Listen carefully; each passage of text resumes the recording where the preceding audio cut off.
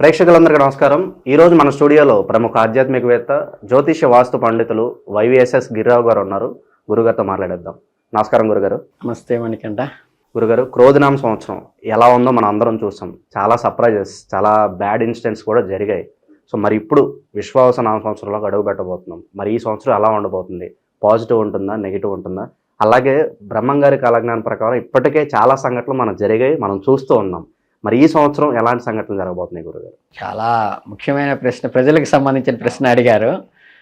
ఇంట్లో ప్రధానంగా ఏంటంటే క్రోధినామ సంవత్సరంతో కంపేర్ చేస్తే విశ్వావసనామ సంవత్సరం కొంతవరకు బెటర్. అంత భయంకరంగా అయితే ఉండబోదు. బెస్ట్ కాదు, బెటర్, మంచిగా జరుగుతుందని చెప్పచ్చు. అట్లాగే అందులో మనకి రాజు, అర్ఘ్యాధిపతి, మేఘాధిపతి ఇవన్నీ కూడా సూర్యుడు. ఆయన గ్రహరాజు వచ్చేసి సూర్యభగవానుడు ఈ సంవత్సరం అయ్యాడు. అట్లాగే మనకి రసాధిపతి ఏమో శని, నీరసాధిపతి బుధుడు అయ్యాడు. అదే సస్యాలకి గురుడు అంటే శుభగ్రహం అనమాట. ఆయన సస్యాలకి మనకి ఇబ్బంది లేకుండా మంచి రేటు వచ్చేటువంటి అవకాశం ఉంది.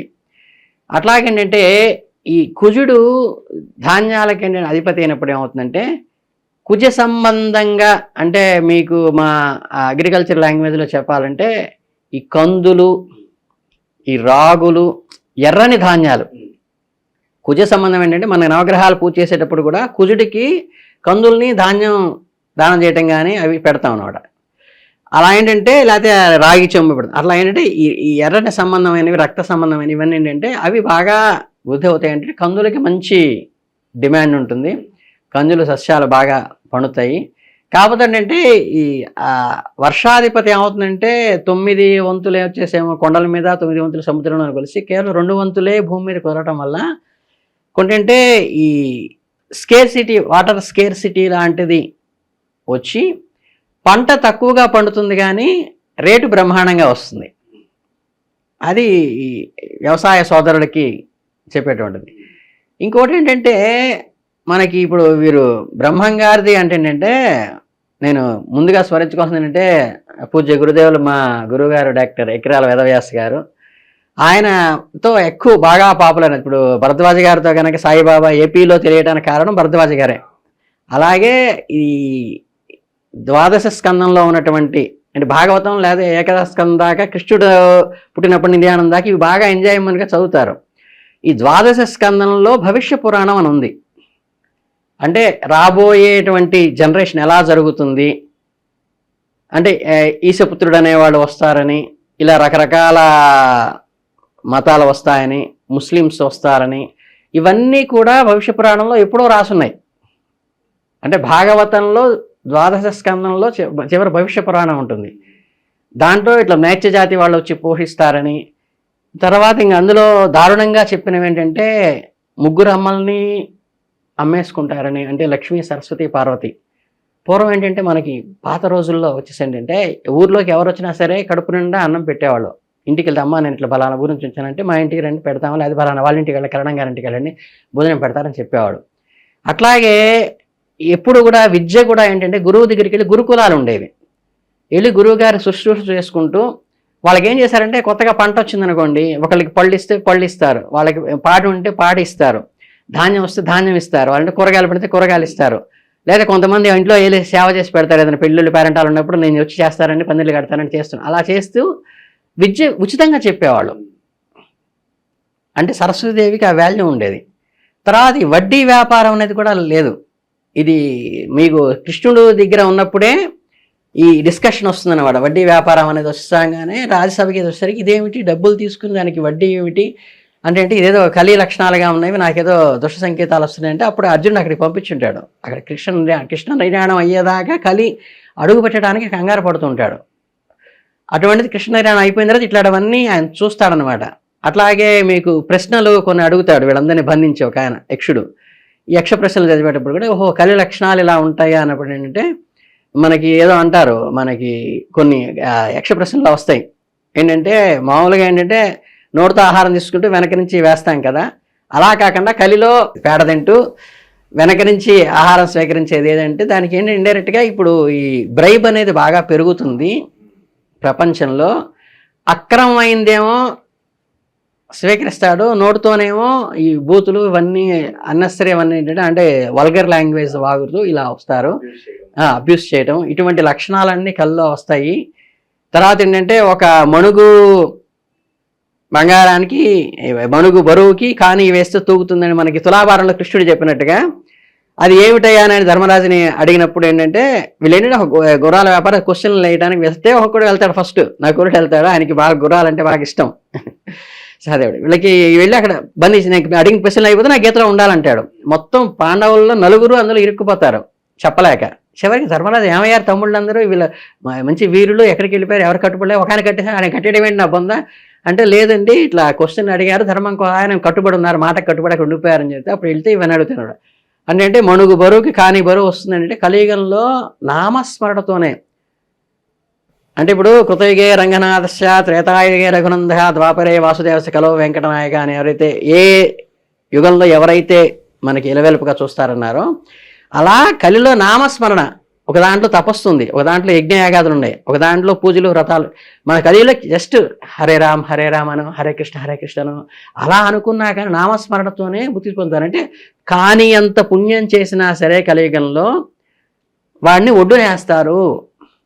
ఇట్లాంటివన్నీ ఎక్సెప్షన్స్. అట్లాగే మీకు బ్రహ్మంగారి దాంట్లో కూడా అంటే మా గురువు గారు వేదవ్యాస గారు ఫస్ట్ ఎక్కడ వచ్చిందంటే ఆయన కర్నూలులో సబ్ కలెక్టర్ చేసేటప్పుడు కారులో వెళ్తున్నారు. వెళుతుంటే ఏంటంటే అందరూ అక్కడ ట్రాఫిక్ జామ్ అయింది. ఏంటి అక్కడ ట్రాఫిక్ జామ్ అయిందంటే ఏం లేదండి పంది కడుపున ఏనుగు పుట్టింది అన్నారు.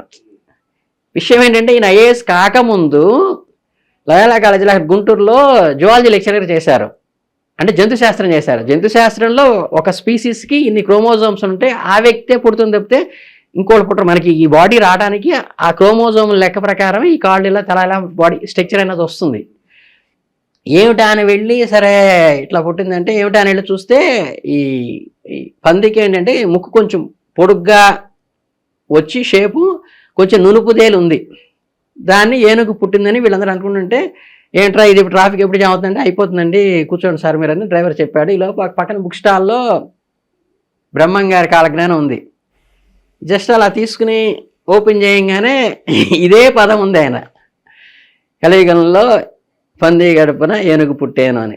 ఒక్కసారి ఆయన స్టన్ అసలు ఏంటి ఎవరు ఏంటని చూస్తే ఆయన ఒక పామరుడు అండి, ఇక్కడ కందిమలాయపల్లిలో ఉన్నారు, పగనానపల్లిలో ఇక్కడ గుహలో కూర్చొని అని చెప్తున్నారంటే ఇదేంటా కాలజ్ఞానం అని చెబుతున్నాడు. ఈయన ఎవరయ్యా అంటే ఇక్కడ ఉన్నారండి కందిమలాయపల్లిలో ఒక ఆయన పామరుడు అంటే ఆయన బాగా ఇవన్నీ చెప్తుంటారు, విశ్వబ్రాహ్మణ ఇదిలో చేశారు, ఆయన బాగా పాపులర్ అని చెప్తే అసలు ఈయన యాజ్ ఏ జువాలజీ లెక్చరర్ ఏది ఐఏఎస్ కాకముందు అసలు ఈ క్రోమోజోమ్ ప్రకారం ఈ పంది గడుపున ఏనుగు పుట్టడం ఏంటి ఇంపాసిబుల్ థింగ్ కదా అనుకుంటున్నారు. ఈలో డ్రైవర్ వచ్చి చెప్పాడు ఏమిటాయా అంటే ఇట్లా పంది గడుపున ఏనుగు పుట్టిందండి, దానికోసం వెళ్ళి చూస్తున్నారు వీళ్ళందరూ అనేసరికి ఒకసారి స్టన్ అయ్యి ఇదేంటి యాదృచ్ఛికంగా జరిగిందా లేకపోతే భగవత్ సంబల్గా జరిగిందా, నా ఈ పుస్తకం నా చేతిలోకి రావడం ఏంటి, వెంటనే డబ్బులు ఇచ్చేసి ఎంత అని అడిగేసి తీసేసుకుని కాలో పెట్టుకుని వెళ్ళి చూసి వచ్చారు. ఈ పందికి ఏంటంటే ఈ ముట్టే ఉంటుంది బాగా పొడుగ్గా వచ్చి అబ్నార్మల్గా గ్రోత్ అయిందనమాట, అంటే ఎక్కువ సెల్స్ మల్టిప్లై అయ్యి అది వచ్చి కొంచెం నదరగా లావుగా ఉండేసరికి అది ఏనుగులాగా షేప్లో ఉందని అందరూ చూడటానికి వస్తున్నసరికి అప్పుడు ఆయన టర్న్ అయ్యి అసలు ఈయన ఏంటి, ఈయన చరిత్ర ఏమిటి, ఈయన ఎక్కడున్నాడు అని అక్కడికి వెళ్ళటము చూడటము, తర్వాత అక్కడ తాళప్రత గ్రంథాలు ఈయన ఏంటంటే దీంట్లో కూడా చేయటం వల్ల మనకి గవర్నమెంట్లో ఆ పత్రాలు అవి తెప్పించుకుని చదవటము, తాళపత్ర గ్రంథాలు అవి చదివినప్పుడు ఏంటంటే ఆయన యాక్చువల్గా కొంచెం పామరుడు. మనకి ఆయన రాసేవన్నీ ఏంటంటే మనకి మనం టీవీలో విజువల్గా చూస్తుంటే ఎలా ఉంటే కనిపిస్తుందని చెప్తున్నాడు. అంటే ఆయన పదాలు ఎలా ఉంటాయంటే ఆకాశంలో ఇనప కోడి నిప్పులు కక్కేను అంటాడు. అంటే ఏంటంటే ఆయన ఈ ప్లైన్స్తో బాంబింగ్ వేయడం చూశాడు, అంటే రాబోయే భవిష్యత్తులో చూసినప్పుడు ఏంటంటే అది ఆ కోడి షేపులో ఉందిలా అది నిప్పులు కక్కుతోంది అని ఇనప కోడి ముక్కులు కక్కిన మీల్స్ ఏంటంటే మనకి వీటిలో ర్యాకెట్స్లో వెళ్ళేసి బాంబింగ్ అది చేస్తారు అని చెప్పడం అనమాట. అట్లాగేంటంటే ఆడవాళ్ళు దేశాలు ఏలేరు అంటే ఈ జరగబోయేవన్నీ కూడా కంటితో చూసినట్టుగా ఆయన భాషలో ఆయన వర్ణించాడు అనమాట. అట్లాగే కళ్ళు ఊడి పడతాయి మనకేదో దీని కాయల్లాగా అని చెప్పి అంటారు అనమాట ఎలాడుతూ. అదేమవుతుందంటే మీకు నాగసాకి హిరోషిమా జరిగినప్పుడు ఏమవుతుందంటే ఈ బాంబిక్స్లో ఇవి జాయింట్లు ఊడిపోయి ఐబాల్స్ ఊడి పడ్డాయి అనమాట. ఇట్లా ఆయన చూసినట్టుగా ఆయన భాషలో ఆయన వెంపల చెట్టేకు నిచ్చెన వేసేటువంటి వాడు పుట్టేవాడు. అంటే మనకి మీరు సాలార్జంగ్ మ్యూజియం ఇప్పుడు వెళ్ళారో లేదో, మనకి ఎంత గట్టిగా ఒక 100 years ఈ మధ్య కదా, 1000 years లోపే కదా, వాటిలోకి వెళ్తే ఒక్కొక్క సూట్లు ఉంటాయి కదా, మనలాంటి వాళ్ళు 4-5 పడతారు అందులో. అంటే ఒక్కొక్కటి 7.5-8 అడుగులు ఎత్తు ఉండి అంత భారీ శరీరాలు, ఆ కటకాలు కూడా మనం పట్టుకోలేం, మొయ్యలేం మనం, అలా ఉంటాయి. అంటే ఏంటంటే ఇది మీకు ఎక్కడ వస్తుందంటే, మీకు ఆంజనేయ స్వామిని మళ్ళీ కలుస్తాడు. ఏది త్రేతాయుగంలో ఆంజనేయ స్వామిని, ద్వాపరయుగంలో మీకు ఈయన కలుస్తారు. ఎవరు మనకి భీమసేనుడు. కలిసినప్పుడు ఫస్ట్ తోక జరుపు వెళ్ళిపోయినా ముసలివాడిని నేనేం చేయలేను తోక అంటే, అదే సినిమాలో మీకు అందరి కథ తెలిసినప్పుడు ఆయన క్వశ్చన్ అడుగుతాడు, స్వామి మీరు సీతమ్మ తల్లికి మీరు విశ్వరూపం చూపించారు కదా, నాకు మీ విశ్వరూపం చూడాలంది సోదరా అని అడుగుతాడు.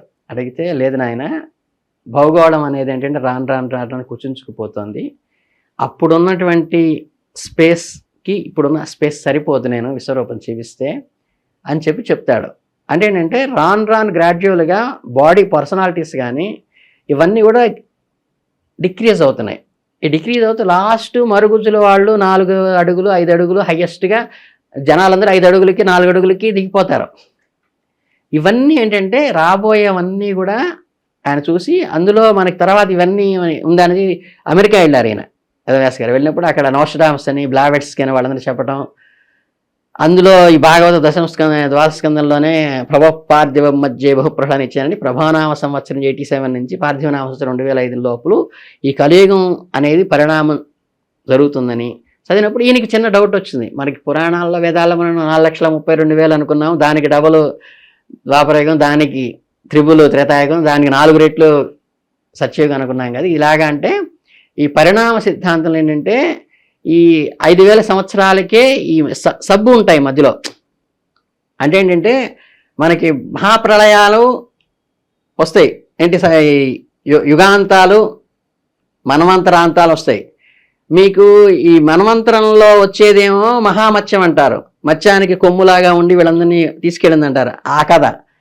యుగాంతంలో వచ్చేదేమో మత్స్యావతారం, ఇవన్నీ వేదాలు వెళ్ళిపోతే అంటే వృద్ధానికి ఒక గట్టిగా మాట్లాడితే లోపలికి వెళితే, ఒకప్పుడు ఏంటంటే మనకి చెట్లకు కనుక నరికేస్తే చెయ్యి ఎలా అయితే మొలుచుకుంటూ వచ్చేదో అలా రీప్రొడ్యూస్ అయ్యి ఇవన్నీ లోపల ఏంటంటే డెప్త్గా, అంటే అది అందరికి చెప్పకూడదని చాలామంది రహస్యంగా ఇన్నాళ్ళు అట్టిపెట్టిన విషయాలు.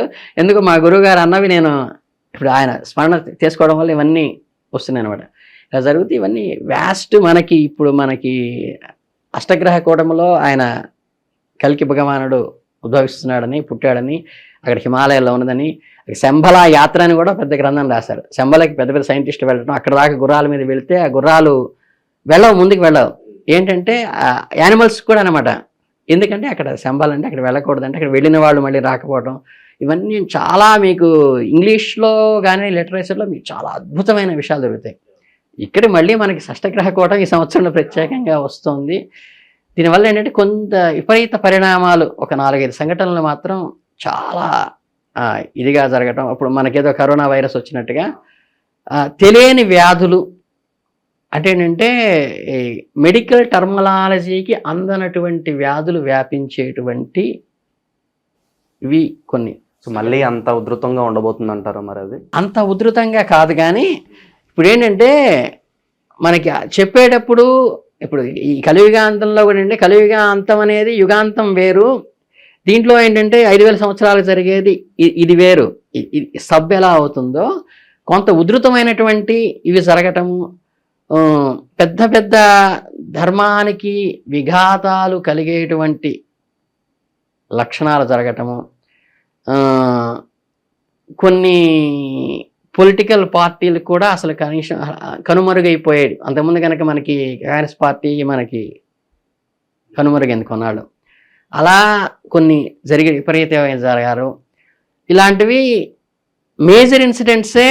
అవేంటంటే ఇప్పుడు భవిష్యత్తు ఏంటంటే కొన్ని కారణాలు కావచ్చు, అకారణాలు కావచ్చు, కొన్ని చెప్పచ్చు, కొన్ని చెప్పకూడదు. అన్ని చెప్పటం కూడా శాస్త్రంలో అయితే కొన్ని ధర్మాలు ఏంటంటే ఇప్పుడు మీ జాతకం చూసినప్పుడు కూడా మీకు శుభాలు ఏమైనా జరిగితే మీ పెళ్ళి ఎప్పుడు అవుతుంది, ఉద్యోగం ఎప్పుడు వస్తుంది అలా చెప్పాలి తప్పితే అంటే ఇప్పుడు దేశ బహిష్కార యోగం ఉందనుకోండి, దాన్ని మేము పాలిష్ చేసి మీ వాడు ఇక్కడ రాణించడు అని చెప్పకుండా మీరు వాడు ఫారిన్ వెళ్తాడా, ఫారిన్ వెళ్తే మనకి షైన్ అవుతాడు, ఫారిన్ పంపించని చెప్తాం. బ్యాడ్ని కూడా ఒక పాజిటివ్గా చెప్పాలి మనం. చెప్పాలి. అంటే ఈశాన్యంలో ఎత్తు కట్టాడు అనుకోండి, పలుగు పర తీసుకొచ్చి పడగొట్టేసే అని చెప్పకూడదు వాడికి. నైరుతి కొంచెం పెంచుకోవే, కాస్త 2 అడుగులు పెంచుకో, బాగుంటుంది అని సజెస్టివ్గా చెప్పాలి తప్పితే ఇప్పుడు ఏమవుతుందంటే ఇక జ్యోతిష్కులందరూ కూడా ఏంటంటే, అంటే నేను మా వాళ్ళని నేను కామెంట్ చేయడం అని కాదు, వచ్చిన దేన్ని కూడా ఆపర్చునిటీని దాన్ని ఎన్కాష్ చేసుకోవడానికి తాపత్రయపడుతున్నారు. కాబట్టి నేను కొన్ని విషయాలు అయితే నేను అన్నీ స్మరణకు వచ్చినవి కూడా కొన్ని అంతర్గతంగా ఉంచడమే మంచిది. కాకపోతే కొద్ది మేజర్ పెద్ద పెద్ద అలజడులు లాంటివే జరిగే అవకాశం ఉంది.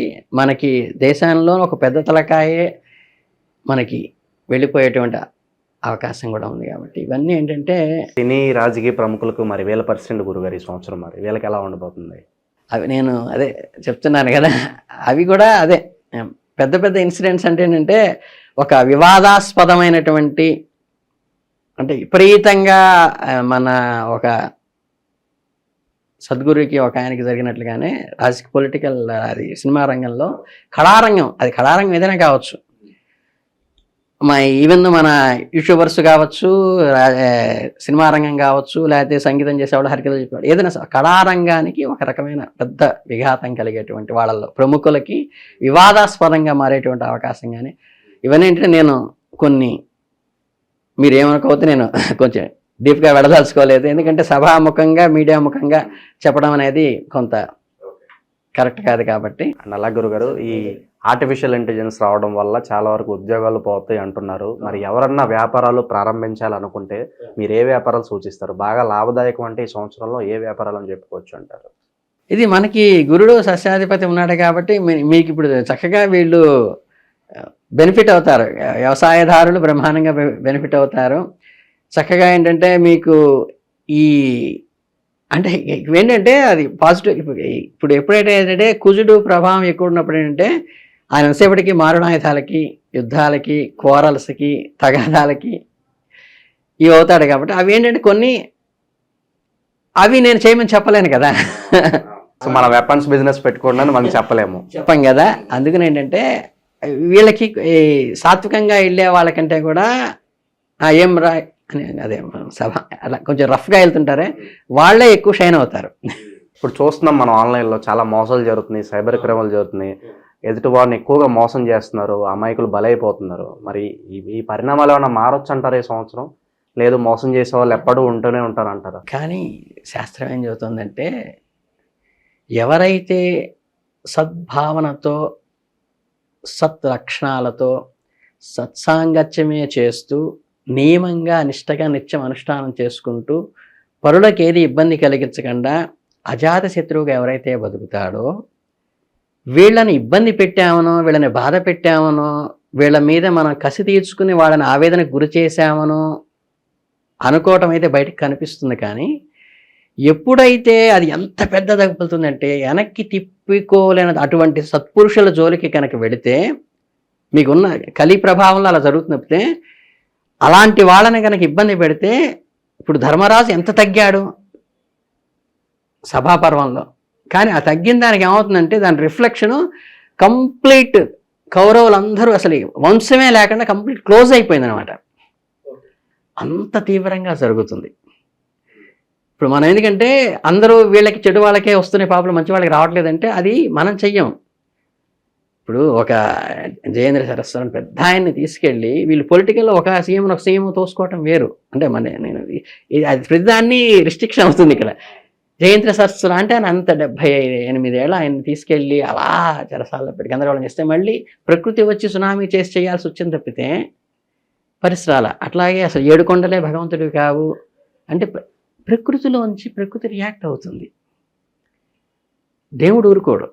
మానవ మాత్రంగా వీళ్ళేం చేయలేకపోవచ్చు, కానీ ఆయన చేసే ఫలితాలు చాలా ఉంటాయి. అంటే ఎరాడికేట్ అంటే తుడిచిపెట్టేస్తాడనమాట. అందుకని ఏంటంటే ఎప్పుడైనా మనం పూచిక పుల్లలాగా ఉండాలి. వాడి కమ్యూనిటీతో సంబంధం లేకుండా ఎవరైతే శాస్త్రీయంగా సాంప్రదాయంగా నియమబద్ధంగా బతుకుతుంటారో వాళ్ళు సొంటి కొమ్ములు లాంటి వాడు అనమాట. వాళ్ళతో ఏమాత్రం మనం ఇబ్బంది పెట్టినా దాని రిఫ్లెక్షను మనకి భవిష్యత్తులో కర్మ సిద్ధాంత ప్రకారం అబ్నార్మల్గా వచ్చి అసలు వంశాలు తుడిచిపెట్టుకునే పరిస్థితి వస్తుంది. కాబట్టి పూచిక పుల్లలాగా ఉండమని ధర్మశాస్త్రంలో ఉంది అటువంటి వాళ్ళ ముందు. దాని ఏంటంటే దాన్ని వీళ్ళు మన వేదాలు కొంచెం బ్రాహ్మణుల మధ్య అంటూ అది అది అది బ్రాహ్మణుడు అంటే బ్రాహ్మణ ధర్మాలను పాటించేవాడు. బ్రాహ్మణుడు పుట్టి వాడి సిగరెట్ తాగుతూ గుట్కాలు వేసుకుంటూ రోడ్డు మీద పడుకునేవాడు బ్రాహ్మణుడు కాదు. బ్రాహ్మణ ధర్మాన్ని నిత్యం అనుష్ఠానం చేసుకుంటూ నియమబద్ధంగా ఉంటూ న్యాయార్జితాహారం, దైవార్జితాహారం, సాత్వికాహారం ఎవరైతే బతుకుతారో వాళ్ళందరూ బ్రాహ్మణుడు మీన్స్ ఏంటంటే అటువంటి వాళ్ళ జోలికి వెళితే పరిణామాలు వాడేమి మాట్లాడలేకపోయినా సరే తీవ్రంగా ఉంటాయి అనేది ఒక అండర్లైన్ చేసుకోవాల్సిన విషయం. ఓకే గురుగారు, ఓవరాల్గా శ్రీ విశ్వావసునామ సంవత్సరంలో ఎలాంటి పరిణామాలు జరగబోతున్నాయో మీ మాటలో చాలా అద్భుతంగా వివరించారు. మీకు కూడా కొత్త సంవత్సర శుభాకాంక్షలు గురుగారు. ధన్యవాదాలు. చాలా సంతోషం.